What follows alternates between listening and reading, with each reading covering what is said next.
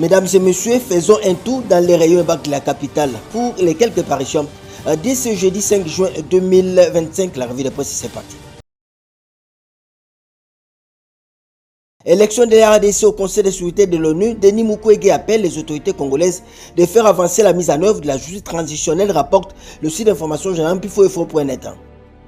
Denis Mukwege, prix Nobel de la paix, a salué le retour du pays dans le Conseil des Nations. C'est après l'élection de la RDC comme membre non permanent du Conseil de sécurité des Nations Unies pour les mandats 2026-2027. Cette élection marque une nouvelle étape dans l'engagement de la RDC en faveur de la paix, de la sécurité et du multilatéralisme. Après 35 ans, la République du Congo vient d'être réélue membre non permanent du Conseil de sécurité de l'ONU, coïncidant avec le 15e anniversaire du rapport mapping des Nations Unies et 30 ans après le début des guerres meurtrières en RDC, a fait savoir Denis Mukwege.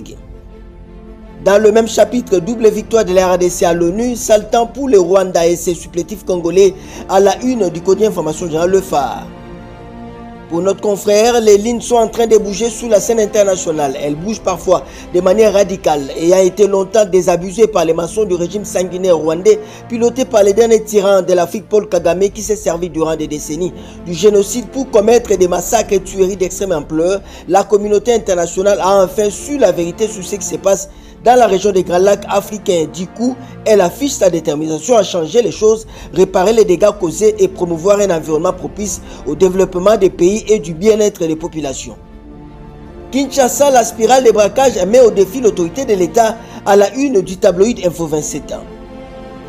Jetez un coup d'œil chez notre confrère, nous pouvons lire: alors que les habitants redoutent une banalisation de la violence, des voix s'élèvent pour réclamer des mesures structurelles, réorganisation des unités de police de proximité, réhabilitation des réseaux de renseignement, désarmement effectif des civils et réforme profonde de la chaîne de commandement sécuritaire.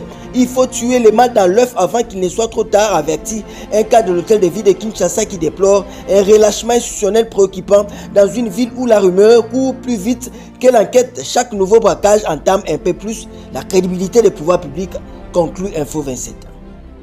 On va terminer avec ces nouvelles de la province. Réhabilitation de la voirie urbaine de la province du Congo central. Le DG Nikon Zao donne des précisions sur l'usage de cette voirie urbaine, titre notre consoeur la PECC. Le mardi 3 juin dernier a été une journée pas comme les autres dans la ville de Kisantu, territoire de Madiba, dans la province du Congo central, où a eu lieu le lancement des travaux de modernisation des voiries urbaines.